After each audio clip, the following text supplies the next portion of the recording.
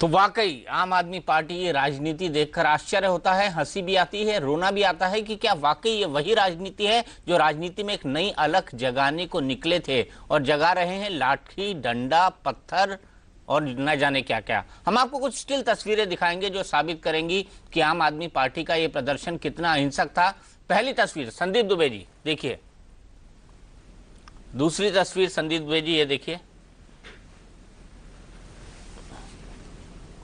और तीसरी तस्वीर भी दिखा दीजिए। संदीप दुबे जी मुस्कुरा रहे हैं।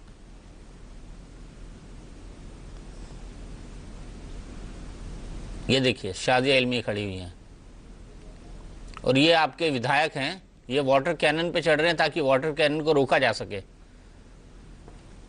बड़ी शांति थी इस प्रदर्शन में संदीप दुबे जी। दीपक भैया, सबसे बड़ी बात इस प्रदर्शन के साथ ये है कि लोग शांतिपूर्ण तरीके से ही अपना प्रदर्शन कर रहे थे। आम आदमी पार्टी एक पार्टी नहीं है, एक सामाजिक आंदोलन है और लोग निकल के आए थे। अब ये झूठ बोलना छोड़ दो। नहीं, ये झूठ नहीं है, यही सत्य है। दूसरी बात, अगर हम शांतिपूर्ण वहां प्रदर्शन कर रहे थे और बीजेपी के साथी को लग रहा था कि वो गलत हो रहा है, तो उनको चुनाव आयोग में जाके जो आज उन्होंने काम किया वो कल ये काम कर सकते थे। उन्होंने लाठी डंडा लेके वो निकलना और पत्थर फेंकना हमारे कार्यकर्ताओं पे, मैं नहीं समझता कि वो जायज है। यही काम तो केजरीवाल भी कर सकते थे, लोगों को देना चाहिए। यही काम तो केजरीवाल भी कर सकते थे भाई। संदीप दुबे जी, नहीं, केजरीवाल जी ने कोई गलत तो नहीं किया, उन्होंने जो भी बातें कही हैं और अगर हमारे कार्यकर्ताओं की तरफ से थोड़ी भी कोई गलती हुई है तो उसके लिए तो राष्ट्रीय संयोजक ने माफी मांगी। इससे बड़ी बात क्या होती? मुझे तो नहीं लगता कि हिंदुस्तान की राजनीति में 65 सालों में कोई अपने कार्यकर्ताओं के लिए कोई नेता माफी मांग रहा हो। क्या पाटन में गिरफ्तार किया गया था उनको? बिल्कुल। देखिए पाटन की स्थिति क्या है ये भी समझने वाली है, पूरा देश आज बात। गिरफ्तार किया गया था या नहीं, बात पूछ रहा हूं मैं आपसे। उसको गिरफ्तार किया गया और गिरफ्तार करने के बाद ऐसे सुनिए, मोदी जी के कहने पे गिरफ्तारी हुई और उस गिरफ्तारी को किस तरह से परिवर्तित किया गया भाजपा। मैं ये सवाल मैं आप पर आरोप लगा रहा हूं, मैं आप पर आरोप लगा रहा हूं, एक पत्रकार के नाते आरोप लगा रहा हूं कि आप लोगों ने, आप पार्टी ने अरविंद केजरीवाल के गिरफ्तारी की झूठी अफवाह फैलाई। बिल्कुल नहीं। सबसे पहले ये सुधांशु मित्तल जी से पूछिएगा कि अगर वो बार बार कह रहे हैं कि कोड ऑफ कंडक्ट का वहां अवहेलना हुआ, पुलिस ने गिरफ्तार किया और गिरफ्तार करके वहां ले गए, उसके बाद अगर ऐसा कुछ भी हुआ तो आचार संहिता अगर लागू थी तो चुनाव आयोग में भाजपा को शिकायत करनी थी, न कि इस तरह की घृणित काम करने थे, कृत्य को अंजाम दिया गया। चुनाव आयोग जो राज्य, आप थोड़ा कुछ पढ़ लिख कर आया करिए संदीप दुबे जी, आप इतने बड़े वकील हैं, आपको ये पढ़ लिख लेना चाहिए कि चुनाव, इनके सिंह सर अगर मैं गलत हो तो मुझे बताइएगा कि जब चुनाव घोषित हो जाते हैं तो प्रशासन चुनाव आयोग के अधीन होता है, उसका ये दायित्व होता है कि मॉडल कोड ऑफ कंडक्ट का वो पालन करे। चुनाव आयोग को चिट्ठी नहीं लिखी जाती, अगर किसी अधिकारी ने बातचीत करी है तो उसने, चुनाव आयोग ने उसको जो शक्तियां दी हैं उसके आधार पर ही कही है। लेकिन मेरे तमाम मेहमान जुड़ गए हैं मेरे साथ, मैं एक बार परिचय करा दूं क्योंकि संदीप दुबे जी से प्रेम व्यवहार बहुत है, उनको पिक्चर दिखाने की मुझे बहुत ज्यादा जल्दी थी, इसीलिए हमारे साथ वरिष्ठ पत्रकार इनके सिंह मौजूद हैं, हमारे साथ अमरजीत कौर जी मौजूद हैं, हमारे साथ ज्ञानंद अवस्थी मौजूद हैं जो कि आम आदमी पार्टी के मेंबर हैं, हमारे साथ प्रेमचंद मिश्रा जी मौजूद हैं जो कि नेशनल स्पोक्स पर्सन है कांग्रेस के। सुधांशु जी, मेरा पहला सवाल आपसे, क्या आपको नहीं लगता कि आम आदमी पार्टी नक्सलवादी राजनीतिक पार्टी है? दीपक जी, इसका जवाब देने से पहले एक शेर मुझे ध्यान आता है, सूरज को लगे धब्बा कुदरत के करिश्मे है, बुत हमको कहे काफिर अल्लाह की मर्जी है। आप कमाल देखिए, आप हैरान हो जाएंगे, ताज्जुब करेंगे। मेरे घर में एक आदमी आता है, मुझ पे हमला करता है, मेरे यहां तोड़फोड़ करता है, अराजकता फैलाता है और फिर मुझे ही कटघरे में खड़ा करने की कोशिश कर रहे हैं। बहरहाल अगर ये करना चाहें तो करें। मैं दो चीज कहना चाहता हूं। माओवाद क्या है? माओवाद है कि कानून भी हम हैं, मुकदमा भी हम चलाते हैं और सजा भी हम देते हैं, क्योंकि जो हम कर रहे हैं वो सही है। अब मैं 3-4 प्रश्न, क्योंकि अभी बड़ी अच्छी इन्होंने बात कही, हमें चुनाव आयोग में जाना चाहिए, बहुत अच्छी बात करी। मैं 3-4 प्रश्न इनके सामने पूछना चाहता हूं। भाई, कानून में आचार संहिता लग गई थी या नहीं लगी थी? और अगर आचार संहिता लग गई थी और किसी पुलिस वाले के खिलाफ आपको कोई शिकायत थी तो भैया चुनाव आयोग में चले जाते। उसमें नरेंद्र मोदी जी का क्या रोल था? दूसरा, अभी आपने दिखाया संजय सिंह जी का बयान, अरविंद केजरीवाल जी को गिरफ्तार कर लिया गया था। इनसे पूछिए क्या वो गिरफ्तार हुए थे, और अगर नहीं हुए थे तो क्या झूठ बोलना नई राजनीति की परंपरा है क्या इनकी? तीसरी बात, गुजरात सरकार के किसी अफसर से आपको शिकायत थी, गुजरात भवन सामने, उस पर जो जाके करते। आप कौन सी राजनीति चालू करना चाहते हैं यहां पे कि दूसरे राजनीतिक संगठन के दफ्तर में इनके पीएसी, पॉलिटिकल अफेयर्स कमेटी के सदस्य। पॉलिटिकल अफेयर्स कमेटी क्या होती है? भाजपा की पॉलिटिकल अफेयर्स कमेटी क्या है? हमारे यहां अडवाणी जी हैं, राजनाथ जी हैं, सुषमा जी हैं, अरुण जेटली जी हैं। अब इस तरह के लोग होते हैं। इनके आशुतोष जी पॉलिटिकल अफेयर्स कमेटी के सदस्य हैं। वो भाजपा के राष्ट्रीय कार्यालय के दीवार पर चढ़ जाएं, अराजकता फैलाएं, गुंडाई करें। ये नई तरह की राजनीति क्या? आज देखिए प्रश्न क्या है। आज सबसे मैं पूछना चाहता हूं, बहुत डिस्टिंग्विश्ड पैनल है, कि क्या भाजपा के दफ्तर पे आके ये सब कुछ अराजकता फैलाना सही था? मैं इसके आरे एक और कानून बतला देना चाहता हूं, क्योंकि दुबे जी कानून की बात भी कर रहे थे। दिल्ली में चुनाव आयोग के घोषणा के बाद आचार संहिता लग चुकी है। क्या मॉडल कोड ऑफ कंडक्ट में आप एक पॉलिटिकल पार्टी के दफ्तर पे जाके गुंडाई कर सकते हैं क्या? अगर कर सकते हैं तो भैया कानून आपने सही पाला है, नहीं कर सकते तो माओवाद और क्या होता है मुझे और बतला दीजिए। और देखिए दुर्भाग्य क्या है कि मैंने जैसा कहा कि एग्रेसर जो है वो विक्टिम को वो कटघरे में खड़ा करने की कोशिश कर रहा है। हमने हमला कर दिया, हमने फेंका। आप लोगों ने सबने चित्र देखा कैसे इन्होंने हमारी होर्डिंगें तोड़ी, कैसे पोस्टर फाड़े, कैसे अंदर घुसने की कोशिश करी, कैसे ईंटें फेंकी। ये बताइए हमने क्या करा था? मैं तो पहले पूछना चाहता हूं कि भैया अरविंद केजरीवाल जी की पूछताछ से, जिसको कि आपने झूठ बोल के गिरफ्तारी कहा था, उसमें भाजपा के नेतृत्व का क्या रोल था? आप या तो ये कह रहे हैं कि आचार संहिता जब लागू होने के बाद इसी का हक नहीं था, और अगर इलेक्शन कमीशन का हक था तो आप कहिए इलेक्शन कमीशन बायस्ड है, क्योंकि अभी तो आपने कहा ना कि दिल्ली की पुलिस बायस्ड है। चलिए दिल्ली की पुलिस तो बायस्ड थी। अभी इलेक्शन कमीशन दिल्ली ने इनको नोटिस इशू करा तो वो भी बायस्ड है। तो जो इनकी बात ना माने वो सब गलत है, वो खराब है, वो बायस्ड है। कानून इस देश में है ही नहीं। कानून वो जो ये माने law of land, primacy supremacy of law of land, ये किसी भी सभ्य समाज की पहली वो है। अमरजीत कौर जी, आप क्या कहेंगे? राजनीति का नक्सलवाद है? क्योंकि आपसे बड़ा आंदोलनकारी मैंने नहीं देखा, इसलिए एक आंदोलनकारी के तौर पे बुलाया मैंने आपको। देखिए, जब हम अपने आप को आंदोलनकारी कहते हैं तो हम इस बात के लिए तैयार रहते हैं कि कभी भी हमारी डिटेंशन हो सकती है, कभी भी हमारी अरेस्ट हो सकती है। जब एजिटेशंस के लिए उतरेंगे तो ये सब कुछ होगा ही, लेकिन उनको हम इस्तेमाल नहीं करते हैं किसी किस्म की वायलेंस के लिए। मैं ये भी कहूँगी कि बीजेपी के मुंह से ये सुनकर के अच्छा लग रहा है, सुधांशु जी के मुंह से, कि हम हिंसा नहीं करते हैं, हम पत्थरबाजी नहीं करते हैं, हम ये नहीं करते हैं, हम लाठी नहीं भांजते हैं, पर वो सब कुछ वो भी करते हैं और उसको भी हमने बहुत बार देखा है, किस किस किस्म की वायलेंस को वो भी बढ़ाया करते हैं। बहरहाल इस बात से मैं जरूर सहमत हूँ कि अगर किसी स्टेट गवर्नमेंट की पुलिस मशीनरी ने कुछ किया है, वहाँ के विभागों ने किया है, वहाँ की सरकार ने किया है, तो गुजरात भवन पे जाना चाहिए था। इस बात से मैं सहमत हूँ। और मैं ये मानती हूँ कि पॉलिटिकल पार्टीज़ के दफ्तरों को एक बनाना, कन्फ्रंटेशन का स्पेस बनाना, वो ठीक नहीं रहेगा, भविष्य में भी ठीक नहीं रहेगा। डेमोक्रेटिकली आप डिसएग्री करते हैं, आप कीजिए, लेकिन आप जब टारगेटिंग की बात करते हैं तो इंडिविजुअल्स को, और मैं इंडिविजुअल्स भी जोड़ना चाहूँगी, ये इंडिविजुअल्स की घेराबंदी या पॉलिटिकल पार्टीज के ऑफिसेज की घेराबंदी, इस किस्म की सियासत बहुत गलत होगी। हम उसके विक्टिम रहे हैं, हम एज कम्युनिस्ट पार्टी विक्टिम रहे हैं जब हमारे दफ्तरों के ऊपर हमले होते रहे हैं, अटैक्स होते रहे हैं, मॉब्स के द्वारा होते रहे। उन मॉब्स में अर्लियर बीजेपी जो पुराना अवतार था जनसंघ, हम उसके शिकार हुए हैं बहुत सारी जगहों पे।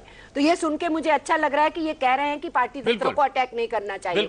इसलिए गलती जो है वो गलती ही होती है। और मैं भी ये मानती हूँ कि डिटेंशन, अब मैं दिल्ली की बात करूं, दिल्ली से गुरुदास जब एजिटेशंस गुड़गांव में चल रही थी, 4 बार उनको बॉर्डर के ऊपर डिटेन कर लिया, 1-1 घंटा, 2-2 घंटा, 3-3 घंटा बिठाए रखा। वहां रैली चल रही थी, कोई इलेक्शन का माहौल नहीं था, कोड ऑफ कंडक्ट नहीं था। उसके बावजूद भी हम एआईटीयूसी की लीडरशिप को पता लगने पे भी हम एजिटेटेड नहीं थे कि इसके ऊपर कुछ हंगामा किया जाए, क्योंकि उनके ऊपर पुलिस समझती है कि उनको उस मीटिंग में नहीं जाना है, वो गैर कानूनी कर रही है, डिटेन कर रही है। उसके बावजूद भी we were prepared, Gurdas Dasgupta was prepared, वो जितनी बार डिटेन हुए ही वाज प्रिपेयर्ड। हमने उस चीज को यूटिलाइज किया। जब हमारी मूवमेंट एजिटेशन गुड़गांव में फर्दर थी तो हमने यूटिलाइज किया। मुझे बता दीजिए, आम आदमी पार्टी क्या करना चाहती है? क्या ये राजनीति की नक्सलवादी पार्टी है? जो सवाल बीजेपी ने उठाया है, बड़ा सीधा जवाब चाहूंगा आपसे। देखिए, मैं ये नहीं कहूंगी कि ये राजनीति की नक्सलवादी पार्टी है, मैं ये कहूंगी कि ये अभी क्लियर ही नहीं है कि ये क्या करना चाहते हैं, ये पॉलिटिकल पार्टी है कि आंदोलन है। बिल्कुल ये क्लियर नहीं है। ये क्लियर नहीं है। सर आप बताइए, पॉलिटिकल पार्टी आंदोलन है, नक्सलाइट भी हैं, प्रो नक्सलाइट भी हैं, सेकुलर लोग भी हैं, कम्युनल माइंड के लोग भी, हर तरह के लोग इकट्ठे हैं उस आंदोलन के इकट्ठे हैं। एनके सिंह सर ये बताइए, क्लैरिटी नहीं है। क्लैरिटी है या आंदोलनकारी है, राजनीतिक पार्टी है, नक्सलवादी राजनीतिक की तरफ कदम बढ़ा रहे हैं? नहीं, देखिए एक बात बड़ी स्पष्ट है कि ये एक आंदोलन से उपजी पार्टी है, तो कन्वेंशनल पॉलिटिक्स तो इससे नहीं होती है, ये बिल्कुल सही है। ये कन्वेंशनल फॉर्मेट पे अगर हम देखेंगे तो ये समझ में नहीं आएंगे, लेकिन कन्वेंशनल पॉलिटिक्स अगर आप नहीं करते हैं, फिर भी पॉलिटिक्स में रहते हैं, कभी अपने को समाजवादी कभी आप सामाजिक आंदोलन बता देते हैं और कभी आप बीजेपी के सामने खड़े हो जाते हैं, चुनाव लड़ने की करते हैं, तो कुल मिला के आपसे अपेक्षा ये नहीं थी कि आप झूठ बोलें। आप गिरफ्तार कतई नहीं हुए, गिरफ्तारी एक प्रक्रिया है, कानूनी प्रक्रिया है, आप कतई गिरफ्तार नहीं होते। तो शुरू के 15 मिनट जो मैसेज आए वो गलत थे। उसके बाद आप ऑल ऑफ ए सडन ये कौन सी पॉलिटिक्स आप करें? एनार्किस्ट होना भी ठीक है, आपने करार किया कि हम एनार्किस्ट हैं, बहुत अच्छी बात है, आप होइए, लेकिन एनार्किस्ट लुम्पेनाइज नहीं होता है, लंपट नहीं होता है। आप लंपटतावाद की तरफ बढ़ रहे हैं। खतरा हमें सिर्फ अच्छा शब्द दिया आपने, लंपटतावाद, अच्छा शब्द दिया। तो खतरा ये है कि आप एनार्किस्ट हो, एनार्किस्ट भी फॉर्मेट पे रहते हैं, एस्टेब्लिश इंस्टीट्यूशंस को चैलेंज करते हैं। आप करिए, आप प्रेसिडेंट से लेके गवर्नर से लेके सबको चैलेंज कीजिए। आप मीडिया को रोज बदमाश कहते हैं, ये शब्द आप प्रयोग करते हैं, आप करिए, लेकिन कम से कम सड़क पे आके दूसरे, आज तक कभी प्रजातंत्र में नहीं हुआ वर्ल्ड के किसी भी डेमोक्रेसी में कि आप एक पार्टी दूसरे पार्टी के यहां आके हमला करे, चाहे प्रदर्शन करे। हम गवर्नमेंट एस्टेब्लिशमेंट पर प्रदर्शन करते हैं, आप गुजरात भवन चले जाते। ये कौन सी नई पॉलिटिक्स आप शुरू कर रहे हैं कि आप अगर नाराज हुए तो आप बीजेपी के दफ्तर चले आएंगे? कौन सी परमिशन आपने ली थी? तो मेरे ख्याल से यहां पे एक जो लगता है कि धीरे धीरे ये एजिटेशन लंपटतावाद की तरफ बढ़ रहा है। मुझे खतरा सिर्फ ये है कि उसके साथ जब झूठ का मुलम्मा लगा रहा है, अपने स्टेटमेंट्स पे कंट्रोल नहीं रख रहा है। मसलन ये कहना कि मोदी ने ये करवा दिया, अब इसका कोई प्रूफ नहीं है कि ये मोदी ने करवाया या उत्साही अफसरों ने आपको डिटेन किया।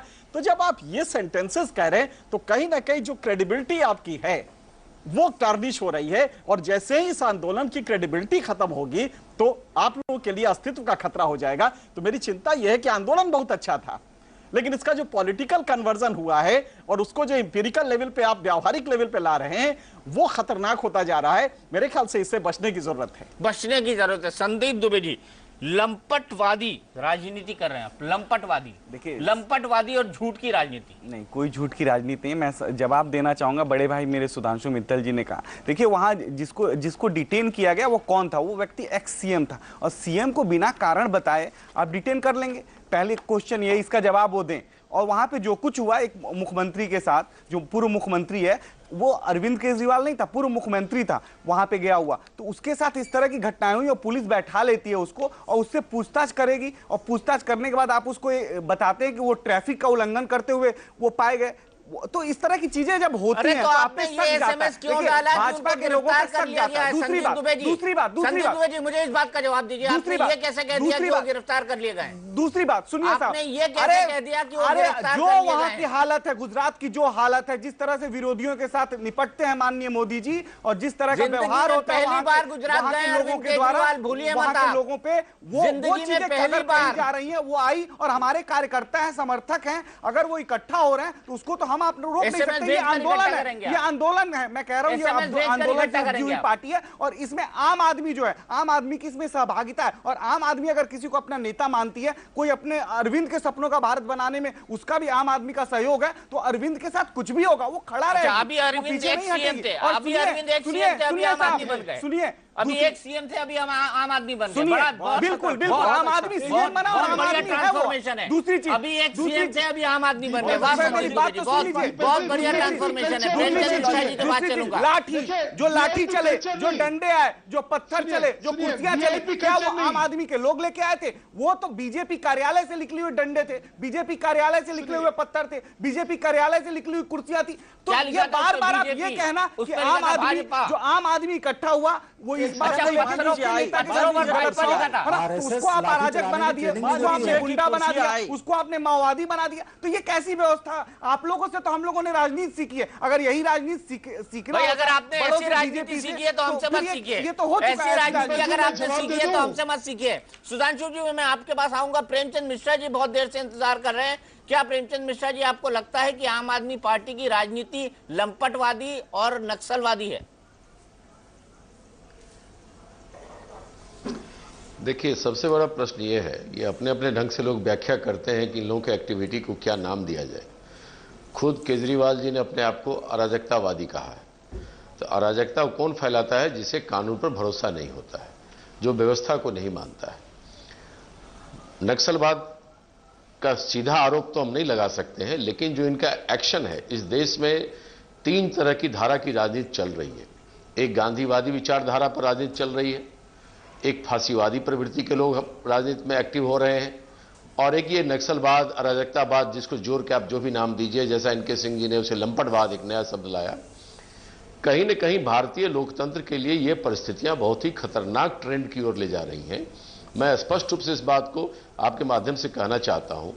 हमारा किसी से असहमति हो सकता है, विरोध हो सकता है, लेकिन किसी नेता या उसके घर पे जाना, उसके दफ्तर, किसी पार्टी के दफ्तर पे जाकर तोड़फोड़ करना या हिंसा करना, निश्चित तौर पे ये गलत ट्रेंड है। इसकी निंदा होनी चाहिए और इससे हम सबको परहेज करना चाहिए। जो भी पॉलिटिकल पार्टियां या संगठन ऐसा कर रहे हैं, उनके ऊपर कानून के हिसाब से कार्रवाई भी होनी चाहिए। सबसे बड़ा चीज जो हमने टीवी पे देश के लोगों ने भी देखा, किस तरह से गुंडों की तरह एक दूसरे पर हथियार फेंक रहे थे, पत्थर फेंक रहे थे, जैसे लगा झोले में भड़बड़ कर पत्थर और ईंटें लेके गए थे प्रदर्शन करने, या बीजेपी कार्यालय से भी फेंका जा रहा था। तो कहीं ना कहीं ये लग रहा था कि बीजेपी ऑफिस में भी इस तरह की सामग्रियों का भंडार था। तो यह ट्रेंड खराब है। जो चीज आम आदमी पार्टी के प्रतिनिधि यहां बोल रहे हैं वो बिल्कुल इंडोर्स करने वाली चीज नहीं है। और जिस तरह से आदर्शवाद की बात सुधांशु मित्तल जी कह रहे हैं, उन्हें भी अपने राजनीतिक शैली पर गौर करना चाहिए कि आखिर बीजेपी या नरेंद्र मोदी जी की शैली क्या है। क्यों नहीं हम उसे फांसीवाद के निकट क्यों नहीं हम देखे हैं? जिस तरह से अपने आलोचकों की वो एक तरह से एलिमिनेशन करना शुरू करते हैं, पार्टी के अंदर, पार्टी के बाहर, तो यह सोच भी बहुत ही खतरनाक सोच है। तो इंडियन पॉलिटिक्स में मेरा मानना है कि गांधीवाद का नाम, गांधी जी का नाम तो सब लोग ले लेते हैं, लेकिन गांधीवाद को फॉलो नहीं करते हैं।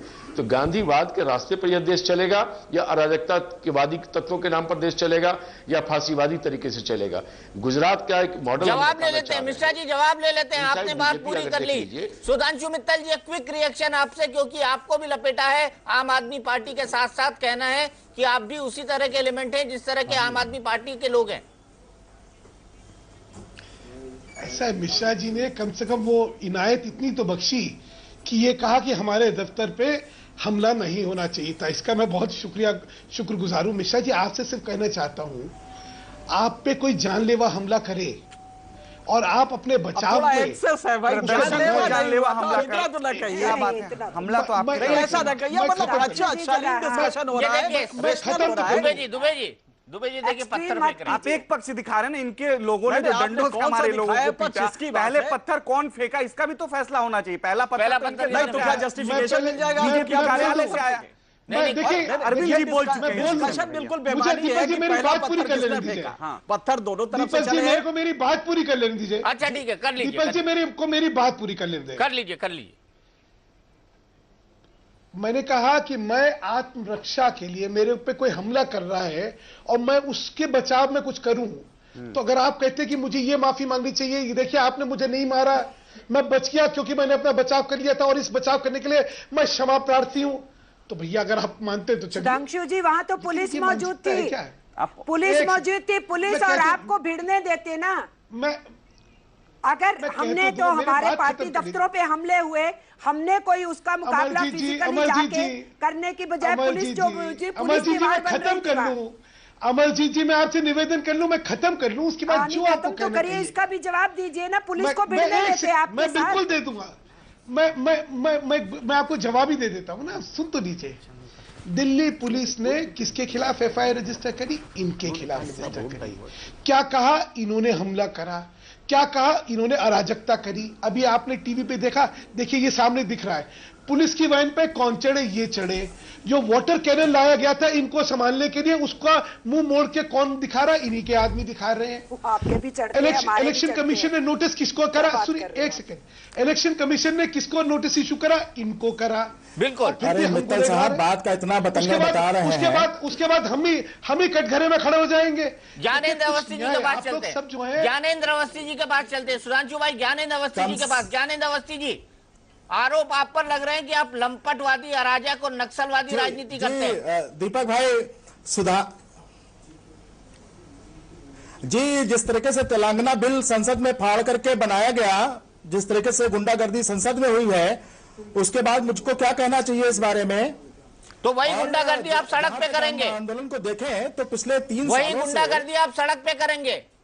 नहीं, पिछले 3 सालों से एक कंकड़ भी, दीपक भाई, पिछले 3 सालों से एक कंकड़ भी नहीं चलाया गया है इस आंदोलन की तरफ से।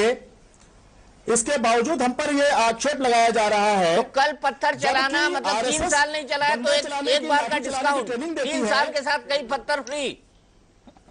3 साल के साथ कई पत्थर फ्री, ये कह रहे हैं आप?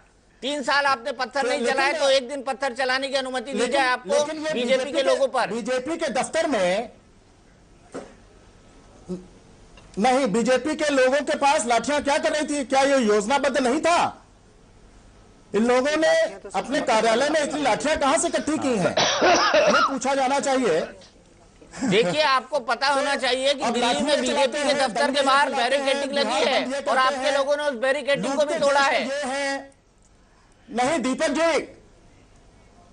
दीपक जी, इस देश के जनता के खजाने को ये लूट लेते हैं, प्राकृतिक संसाधन ये लूट लेते हैं। तो आप पत्थर मारेंगे? एक कंकड़ी अगर जनता उठा ले तो वो चोर है, और ये दोनों कांग्रेस और भाजपा मिलकर के कोयले की खजाने चोरी कर ले तो वो राज है, और जनता विरोध करे तो वो राजकता है।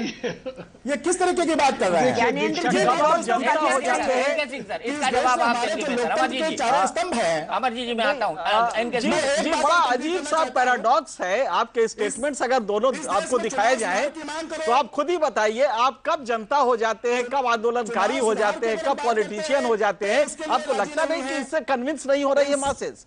इसलिए इसको प्लीज, कब आप जनता हो जा रहे, कब आंदोलनकारी, इसको छोड़ कभी दीजिए। एक CM हो जाते हैं, कभी आम आदमी हो जाते हैं। आप पैराडॉक्स इतना है कि एक सीएम की आप फैसिलिटी चाहते हैं लेकिन जन आंदोलन करते हैं, इसलिए प्लीज उसको समझिए। दूसरा यह है, मैं सिर्फ यही कहना चाहता हूं कि इस डिबेट में मेरे ख्याल से ये जो स्थिति बनी है वो फ्यूचर में ना हो, इसकी कोशिश होनी चाहिए। एक क्रिमिनल ज्यूरिस्प्रूडेंस का बेसिक डॉक्ट्रिन है कि अगर आपने एक काम गलत किया है, इलीगल किया है, तो उसके सारे सब्सिक्वेंट कॉन्सिक्वेंसेस आपके मत्थे जाएंगे। ये बेसिक डॉक्ट्रिन है क्रिमिनल ज्यूरिस्प्रूडेंस का। अगर आप वहां पे जाके बीजेपी के सामने प्रदर्शन कर रहे हैं बिना किसी पहले के ऐलान के, बिना किसी परमिशन के, तो वो फंडामेंटली गलत था। अच्छा, उनको सुन लेते हैं। ज्ञानेंद्र जी, क्या कह रहे हैं आप? अपना पॉइंट रखिए और उसके बाद सुनिए भी लोगों को। अमरजीत कौर जी को भी कुछ कहना है। ज्ञानेंद्र जी। लॉ मेकर्स, जी मैं अपनी बात कंप्लीट कर लूं। जिस देश में law makers, law breakers, law keepers, corporate mafias, contractors इस देश को मिलकर लूट रहे हैं, उस देश में क्या ये बेईमानी की बातें कर रहे हैं बैठ करके? मतलब तब सही है, तब तो इनका चलना चाहिए। नहीं है, बाबरी मस्जिद के लिए माफी मांगते नहीं है, और हम माफी मांगते हैं, उसके बावजूद भी इनको एतराज है। तो ज्ञानंद भाई, आप उसी नक्शे कदम पर चलने के लिए पॉलिटिकल ट्रेनिंग ले रहे हैं। आप उसी नक्शे कदम पे चलने के लिए पॉलिटिकल ट्रेनिंग ले रहे हैं कि पत्थर किस डिस्टेंस से मारा जाए, लाठी किस डिस्टेंस से मारी जाए, कितने डिस्टेंस से खून निकलेगा, कितने डिस्टेंस से जान निकलेगी। क्योंकि आपके हिसाब से 110 करोड़ लोग तो चोर हैं, बेईमान हैं, करप्ट हैं, कॉन्ट्रैक्टर, पॉलिटिशियंस, व्यवसाय करने वाले, बड़े कारोबारी, छोटे कारोबारी, आपकी निगाह में सब करप्ट है। हम खेद व्यक्त कर चुके हैं। आपकी निगाह में सब करप्ट हैं। नहीं, खेद व्यक्त कर चुके हैं, वो बता रहे हैं कि हमने खेद व्यक्त कर दिया। नहीं, छोटे कारोबारी करप्ट नहीं है, ये हम जानते हैं, लेकिन हम इतना जानते हैं कि इस देश में व्यवस्था तो ठीक नहीं है। अगर हम ये देखें कि ईज ऑफ डूइंग बिजनेस में हमारा कौन सा स्थान आता है पूरे विश्व में, तो 182वां 150वां स्थान आता है हमारा। तो व्यवसाय करना इस देश में बहुत कठिन है, तो आप जानते हैं, जब तक पॉलिटिकल आश्रय ना मिला हुआ हो। तो अच्छा, इसी के लिए बीजेपी दफ्तर पे पत्थर बरसाने जरूरी थे। इसी कारण से बीजेपी दफ्तर पर पत्थर बरसाने जरूरी थे। क्या नहीं जी? आम आदमी पार्टी उसके लिए खेद व्यक्त कर चुकी है। अच्छा सर, हम खेद व्यक्त कर चुके हैं, उसके अलावा क्या चाहते हैं? दीपक जी, खेद नहीं व्यक्त कर, देखिए दोनों तरफ से गलती हुई है, ये बात तो हम बार बार कह रहे हैं, झूठ बोल रहे हैं। और किसी को भी इवन बिना परमिशन कहीं जाके प्रदर्शन करने की इजाजत तो नहीं होती, लेकिन करते हैं। एसएमएस भेजे, मैं कह रही हूँ मेट्रो के रूट बताए, दीपक जी, पटेल चौक नियरेस्ट मेट्रो स्टेशन है, ये बताया। मैं कुछ आपके और पास कह आया रही था संदीप दुबे?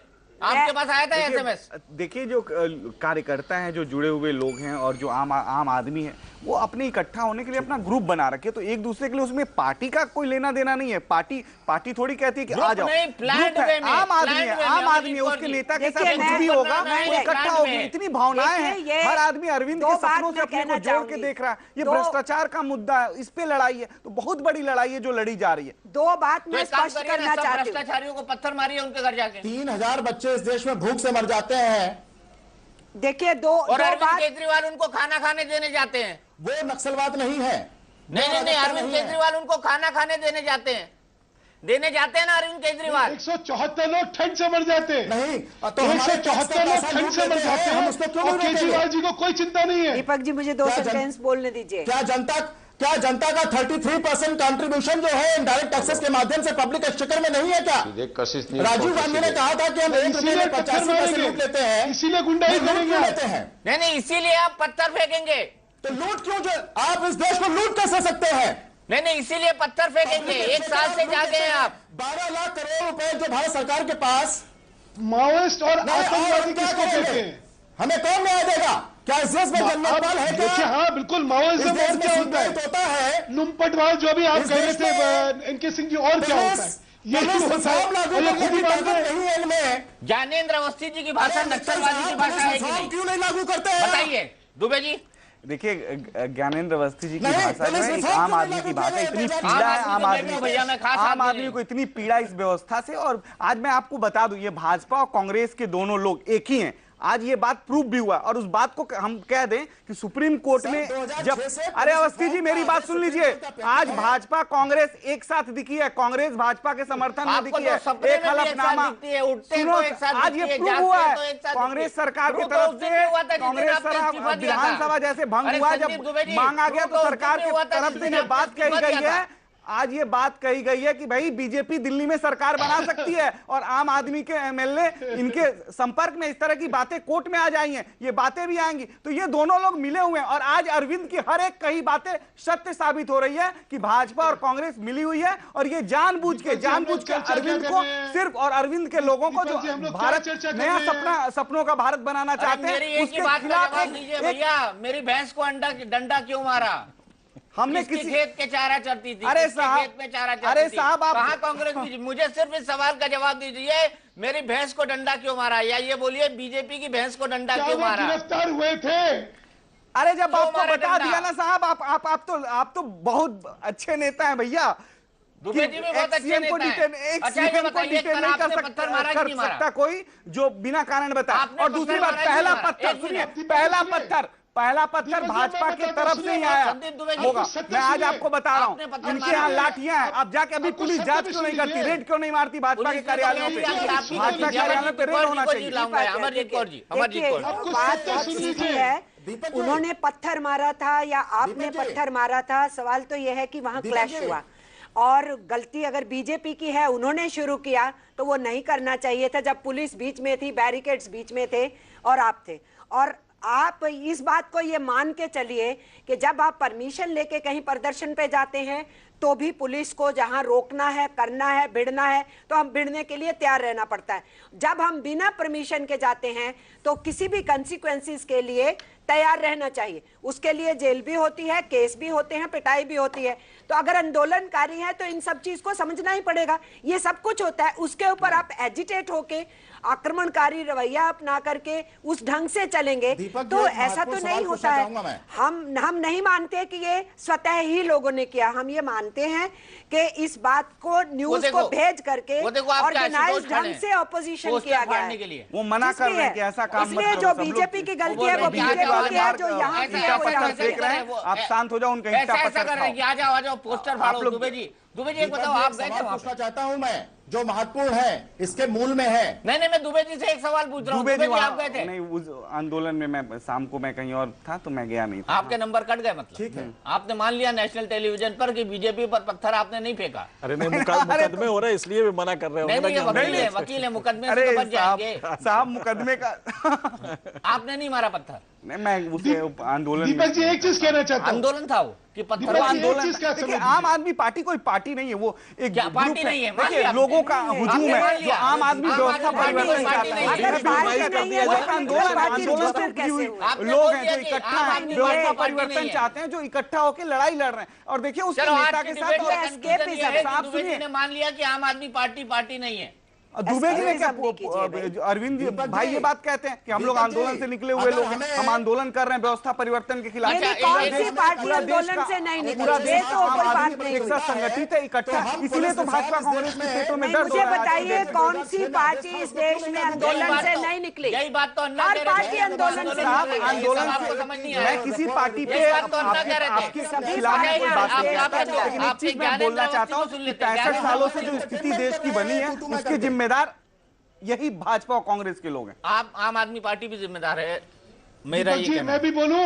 नहीं, आपके पास आ रहा हूं सुधीर जी। ज्ञानेंद्र अवस्थी जी वो थोड़े नक्सलवादी सोच के हैं, इसलिए उनकी बात सुनना पसंद करूंगा। जी बोलिए अवस्थी जी। जी सुनिए, 2006 में सुप्रीम कोर्ट का आदेश इन सरकारों ने लागू नहीं किया दीपक जी। कौन सा आदेश? तो वो नक्सलवाद नहीं है क्या? वो राज्य की अराजकता है। इस देश में न्याय नहीं मिलता है। बेहमई कांड की सुनवाई 30 साल बाद केवल लोअर कोर्ट्स में शुरू हुई है। इस देश में न्याय व्यवस्था बिल्कुल चौपट है। ज्ञानेंद्र जी इश्यूज पे बहस नहीं कर रहे, इश्यूज सब जेन्युइन है। महंगाई है, बेकारी है, मुफलिसी है, वो सब जेन्युइन इश्यूज है। सब जानते हैं। आम आदमी पार्टी को छोड़ के इस देश में सब बेईमान है और आपके पास एक मशीन है जो ईमानदार लोगों को पैदा करती है। मेरा सवाल इतना है कि आपने बीजेपी दफ्तर में पत्थर क्यों मारा? मेरा सिर्फ इतना सवाल है और कोई सवाल नहीं है मेरे पास। आपने बीजेपी दफ्तर में पत्थर क्यों मारा? जी पिटाई हुई आम आदमी पार्टी के लोग पीटे गए। आम आदमी की पिटाई हुई। मान तो रहे हैं, हम सुबह से कह रहे हैं कि हम खेद प्रकट करते हैं इसके लिए। अरे पर ऐसा काम क्यों करना जिसके लिए खेद प्रकट करना पड़े? ऐसा काम करना ही क्यों भाई? अभी खेद नहीं प्रकट, इन्होंने खेद नहीं प्रकट करा। फिर मैं कहना चाहता हूं दीपक जी सुनिए, कम से कम हजारों आदमियों को मारने के बाद जो माफी भी नहीं मानते उनसे तो अच्छे है ना। मतलब आपको पत्थर मारने का आगे, चलो मैं समझ गया, कोई पत्थर से ना मारे, कोई पत्थर से ही मारे मेरे दीवाने को, ये गाना होना चाहिए आपके लिए। सुधांशु जी आप कुछ कहना चाह रही हैं, बोल रहे हैं खेद व्यक्त कर दिया है। हो गया और हजारों निर्दोष नागरिकों का कत्लेआम कर दिया, इनको दुख नहीं है? नहीं ज्ञानेंद्र जी, तय कर लीजिए कि पार्लियामेंट्री डेमोक्रेसी चाहिए या कि जो भी गुस्से में आ गया उसको कुछ भी करना चाहिए। ये जो मुद्दे आप उठा रहे हैं, जो कॉर्पोरेट सेक्टर के खिलाफ उठा रहे हैं, जो खेती का मामला उठा रहे हैं, जो अनएम्प्लॉयमेंट उठा रहे हैं, उसके ऊपर तो लाखों लोग इस देश के अंदर आंदोलन कर रहे हैं। तो रास्ता चुनना पड़ेगा ना कि आप पार्लियामेंट्री डेमोक्रेसी चाहते हैं। वो पत्थर मार के टीवी पे नहीं आ रहे हैं, आप समझ नहीं रहे हैं। आप तो अगर किसी का ग्राफ गिर रहा है तो अपने ग्राफ को बढ़ाने की फ्रस्ट्रेशन इस ढंग से निकालेंगे तो ये सियासत नहीं है। यही तो हकीकत है, इसीलिए सियासत नहीं है। ये इसीलिए सियासत करनी है तो सीधे सियासत कीजिए, तय कीजिए। आप पॉलिटिकल पार्टी है, तय कीजिए आप। अच्छा ज्ञानेंद्र जी एक सवाल पूछूं आपसे। ज्ञानेंद्र जी एक सवाल पूछूं आपसे। को एक थप्पड़ लगता है तो पूरी पार्लियामेंट खड़ी हो जाती है, और आम आदमी रोज मारा जाता है सड़कों पर, उसकी आवाज कहां जाएगी? अरे ज्ञानेंद्र जी तो उसमें बदलाव लाना है ना अमरजीत जी, ज्ञानेंद्र जी, उसमें बदलाव लाना है तो पार्लियामेंट्री डेमोक्रेसी में उतरे हो तो फिर लोगों को उस दिशा में लेके जाओ ना, कॉन्शियस करो उनको। अच्छा, कॉन्शियस करो। दीपक जी मैं अपनी बात रख दूं? एक मिनट सुधांशु भाई, एक मिनट, बहुत अच्छी बात बोल रहे हैं ज्ञानेंद्र अवस्थी जी। ज्ञानेंद्र अवस्थी जी, क्या आप कसम खाते हैं कि आज के बाद आप बीजेपी के दफ्तर पे कभी पत्थर नहीं मारेंगे? हमने गलती से मारा, हमारा कोई इरादा नहीं था, किसी कार्यकर्ता ने मार दिया होगा, उसके लिए हम खेद प्रकट कर चुके हैं। मतलब आप मानते हैं कि आपने गलती से सही पत्थर जरूर मारा है, लेकिन हम फिर भी इस मामले को पटाक्षेप करना चाहते हैं। मतलब आप मानते हैं कि आपने गलती से सही पत्थर जरूर मारा है। चुटहल भी हुए हैं। अरे लखनऊ में लाठियों से मारा है भाजपाइयों ने, इनकी ट्रेनिंग, इनको जो ट्रेनिंग मिली है लाठी चलाने की, उसका इन्होंने पूरा उपयोग किया है। आपको पत्थर मारने की ट्रेनिंग मिली है, बड़ा अचूक निशाना है आपका। मिलती है क्या? अच्छा सुधांशु जी, इन्होंने मान लिया कि भाई पत्थर मारा है, मजाक कर रहे हैं। इन्होंने मान लिया कि चलिए अब मैं कंक्लूडिंग कमेंट आपका और कंक्लूडिंग कमेंट प्रेमचंद मिश्रा जी का, फिर आखिरी में चलते चलते संदीप दुबे से दो चार हाथों के। दीपक जी ये बार बार कहते हैं कि 3 साल का इनका इतिहास। प्रेमचंद जी एक मिनट पहले सुधांशु जी, फिर आप। भाई साहब एक सेकंड, ये बार बार कहते हैं कि इनका 3 साल का इतिहास है। पहली बात तो ये पार्टी 3 साल पुरानी नहीं है, और जो इंडिया अगेंस्ट करप्शन था उसमें जो भी रेस्टेंट था वो अन्ना हजारे का था, ये लुम्पिन एलिमेंट्स का नहीं था। लुम्पनवाद जो भी कहा है एनके सिंह जी ने, मैं उनको बधाई देना चाहता हूं। एक सही शब्द, मेरे को शब्द नहीं मिल रहा था इनकी गतिविधियों को। दूसरा, अभी आपने सुना, अरे अरविंद केजरीवाल को पकड़ लिया, जानते नहीं कौन है वो, एक्स सीएम है। भाई वीआईपी कल्चर के तो बहुत खिलाफ थे, तो वो आम आदमी नहीं है, वो खास आदमी है। कौन खास आदमी है? एक्स सीएम है। सुनिए, तो मतलब ये है आम आदमी को करते तो ठीक है, आपने खास आदमी को कैसे कर दिया? अरे भैया तय कर लो, तुम वीआईपी कल्चर के प्रोडक्ट हो या वीआईपी कल्चर के खिलाफ हो, क्योंकि अभी तक आप हर चीज में झूठ बोलते हैं। गिरफ्तार हो गए Arvind Kejriwal, ex CM, VIP थे, वो गिरफ्तार हो गए, तो आम आदमी का क्या होगा? देखिए क्या है, हाथी के दांत दिखाने के और खाने के और। जी, जैसे झूठी कस्में आप राम मंदिर के काट की हांडी बार बार नहीं चढ़ती, बार बार नहीं चढ़ती। और सुनिए, अब ये बड़ी बड़ी बातें करें, हमने खेद व्यक्त कर दिया, इन्होंने क्या खेद व्यक्त करा? सुनिए, इन्होंने कहा झूठी कसम तो अरविंद केजरीवाल ने भी अपने बच्चों को खाई थी। मित्तल साहब ये क्या झूठ था? हाँ, इसको भी बताइए जरा। कसम खाई थी, कसम ये खाई थी, मैं बच्चों की कसम खा के कहता हूं कांग्रेस का समर्थन नहीं लूंगा, और फिर ले लिया। अरे जो अपने बच्चों का नहीं हुआ वो किसी देश का क्या होगा, वो किसी लोगों का क्या होगा? और सुनिए, झूठ और काट की हांडी बार बार नहीं चलती। आपका चाल चरित्र, चेहरा और आपका झूठ अभी दिखा, अभी तो आप ही ने दिखाया। चलिए ठीक है सुधांशु भाई, ठीक है।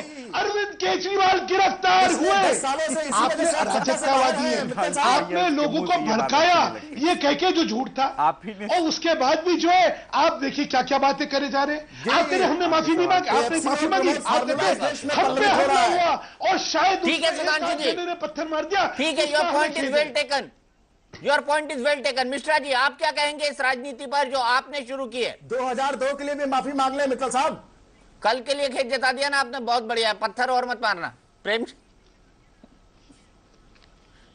प्रेमचंद मिश्रा जी आप क्या कहेंगे आपकी इस राजनीति पर? देखिए, जो पर्पस नहीं, राजनीति तो यह है कि इस देश में जो इलेक्ट्रॉनिक चैनल्स का रोल बढ़ा है, वो आपके इस डिस्कशन में भी देख रहे हैं कि आपने केजरीवाल पार्टी के 2 आदमी को बैठाए हुए हैं, फ्री किए हुए हैं, जो मर्जी बोलो।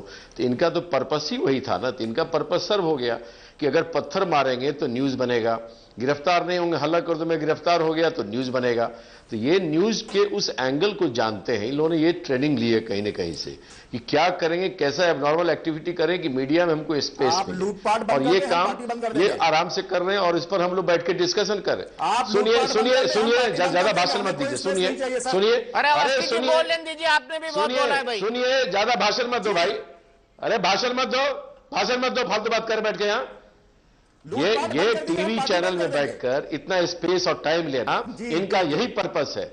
इस देश में गुंडे की राजनीति नहीं चलने वाली है, इनको पब्लिसिटी चाहिए। ये पब्लिसिटी और ओरिएंटेड पॉलिटिक्स करते हैं, जो पॉलिटिक्स के नाम पर जो भी ड्रामाबाजी कर रहे हैं। जो आदमी इतना रिस्पॉन्सिबल है कि चीफ मिनिस्टर की जिम्मेदारी से भाग गया है, वो आदमी आज इस देश में नए सपने देख रहा है। उसके लिए उसको कोई न सिद्धांत है, न नीति है, न कार्य योजना है। तो ऐसा कुछ करो कि हमको पब्लिसिटी मिले, मीडिया में जगह मिले, और हम अपने आप को कहें कि हम भी पार्लियामेंट इलेक्शन लड़ने वाले हैं, हमारी भी पार्लियामेंट में कोई भूमिका बनने वाली है। ये सब चीज हवाबाजी है, 2-4 दिन का मामला है, इनका बुलबुला निकल गया। आम आदमी सपने में नहीं देख सकता। अरे श्रीमान जी बैठिए बैठिए बैठिए। अरे अवस्थी जी चुप हो जाइए भाई, आम आदमी के नाम पर क्यों चीट कर रहे हो आम आदमी को? आम आदमी के नाम पर बहुत ड्रामा आपका हुआ, लोग जान रहे आप क्या आदमी है। चलिए लोग जान के आप क्या आदमी हैं। इंडिया करप्शन का पैसा, अन्ना का पैसा कहाँ गया, वो तो आज तक आपने बताया नहीं है। नहीं फोर्ड फाउंडेशन का पैसा कहाँ गया, ये तो आज आपने बताया नहीं है। अन्ना का पैसा कहाँ गया, वो आज तक आपने बताया नहीं। बात ईमानदारी के देश में नई ट्रेंड हो गई है, जो जितना भ्रष्ट है, हम कोशिश कर रहे हैं कि बुलेट के माध्यम से क्रांति ना हो, बैलेंस हो। मैं आप दोनों से रिक्वेस्ट करूंगा, मेरा वक्त खत्म हो गया है, मुझे क्लोजिंग कमेंट लेना है। मिश्रा जी और अवस्थी जी दोनों की कोशिश कर रहे हैं सर। मिश्रा जी और अवस्थी जी दोनों, क्या आपको नहीं लगता है पब्लिसिटी ओरिएंटेड था? नहीं, ये पब्लिसिटी ओरिएंटेड नहीं था, बल्कि दूसरा था, ये बिल्कुल अनुभवहीनता थी। और मुझे लगता है कि एक जन आंदोलन से उभरी पार्टी से अपेक्षा नहीं है कि इस तरह का ओछी हरकत करे। सड़क न्याय जो होता है, साजिद आलमी को पता है टीवी पे कैसे आना है, इनके सिंह टीवी पे आना है वो तो ठीक है, टीवी पे आना ठीक है, टीवी पे आना चाहिए, उसमें कोई दिक्कत नहीं है। लेकिन इस तरीके से अगर आएंगे तो जनता का जो विश्वास है वो पूरी तरह खत्म हो जाएगा। और मेरे 2-3 घटना इस तरह की कर दे, मुझे लगता है पॉलिटिकल हाशिए पे चले जाएंगे। 30 सेकंड अमरजीत। देखिए, मैं सीधे कहना चाहती हूँ, ऐसी बात नहीं है कि पॉलिटिकल पार्टीज आंदोलनों से नहीं निकलती, सारी पार्टियां आंदोलनों से निकलती हैं, लेकिन वो पार्टियां अपने को विकसित करती हैं, प्रोग्राम बनाती हैं, कोई ऑब्जेक्टिव रखती हैं, कोई मैनिफेस्टो रखती हैं, और उन सब चीजों को लेकर के वो आगे बढ़ती हैं। पार्टी का कोई कॉन्स्टिट्यूशन होता है, उसकी कुछ पॉलिसीज होती हैं, ऑब्जेक्टिव्स होते हैं, जिसको वो डिक्लेयर करते हैं, उसके बेसिस पे मेंबरशिप देते हैं, उसके बेसिस पे वो एजिटेशंस लड़ते हैं। ये एक प्रोसेस है। तो ये कहते रहना कि हम आंदोलनकारी हैं, पॉलिटिकल पार्टी नहीं, और फिर कहना हम पॉलिटिकल पार्टी हैं और हमारे लीडर्स हैं, ये कंफ्यूजन नहीं, उद्देश्य मैडम क्लियर है हमारा, जरूरी है। जरूरी है, और मैं बहुत एक ही बात मैं दीपक जी कहना चाहती हूँ, बात बहुत साफ और स्पष्ट है कि ये लोग जिस ढंग से जो असली जनता के मुद्दे हैं, उन मुद्दों के ऊपर इलेक्शन कैंपेन ना चला के, ये भी इंडिविजुअलाइज्ड कैंपेन जो चल रही है इस वक्त देश के अंदर, व्यक्तियों के ऊपर आधारित पॉलिसी पे नहीं, जो जनता के दुख है, ये भी उसी भेड़चाल में शामिल हो गए हैं। चलिए संदीप दुबे जी, चलते चलते कसम खाइए कि आगे आप पत्थर नहीं मारेंगे। नहीं, देखिए सबसे बड़ी कसम खाइए आप। कांग्रेस बीजेपी की साथी नहीं, कसम खाइए आप। कसम खाने मैं को तो एक ही तैयार बात हैं। पर मैं कसम खाता हूं, मैं कसम खाता हूं कि कौन चलेगा आज इस देश से भ्रष्टाचार मिटाने को, बर्बरता से लोहा लेने, सत्ता से टकराने को। आज देख लो कौन रचाता मौत के साथ सगाई है, तिलक लगाने तुम्हें जवानों क्रांति द्वार पे आइए। हम ये क्रांतिकारी अभिवादन के साथ अपनी बात को समाप्त करते हैं, और देश और जनता सब समझ रही है। तिलक बीजेपी वाले लगाते हैं, आप भी लगाते हैं? बिल्कुल साहब, क्रांति के लिए सब लोग तिलक लगाएंगे। तो मतलब आप पत्थर मारेंगे? ये व्यवस्था परिवर्तन का दौर है और भ्रष्ट व्यवस्था के खिलाफ ये लड़ाई है, और इसीलिए सबके पेट में पीड़ा में दर्द है कि भ्रष्टाचार इस देश का अरविंद ने कैसे मुद्दा बना दिया। अच्छा, इसलिए भ्रष्टाचार पत्थर मारेंगे? हमने पत्थर ही नहीं, पहला पत्थर बीजेपी वालों ने मारा, हमने पत्थर ही नहीं मारा। हमको लाठी डंडे का, हमारे लोग अस्पताल में पहला पत्थर आपको पड़ा तो दूसरा मारेंगे? हम नहीं मारेंगे, हम गांधी के रास्ते पे चलने वाले। अच्छा, बहुत बढ़िया, गांधी के रास्ते सिद्धांत को मानते हैं। गांधी के सिद्धांत को कितना माना आम आदमी पार्टी ने? दुबे जी, अरविंद में गांधी दिखता है, वाह, बहुत अच्छी बात है। हर इंसान में गांधी दिखे, अरविंद केजरीवाल में भी इनको गांधी दिखता है, बहुत अच्छी बात है। आज संदीप दुबे जी ने अरविंद केजरीवाल की तुलना गांधी जी से करी है। गांधी जी के सिद्धांतों को ये पार्टी कितना मानती है, इसकी तस्वीरें आप पिछले 48 घंटे से टेलीविजन स्क्रीन पर देख रहे हैं। इससे ज्यादा इस बहस में मुझे कुछ कहने की जरूरत नहीं। फैसला आपका है कि आपकी राजनीति को आप अपने हाथ में संभाल पाते हैं, समझ सकते हैं या नहीं समझ सकते।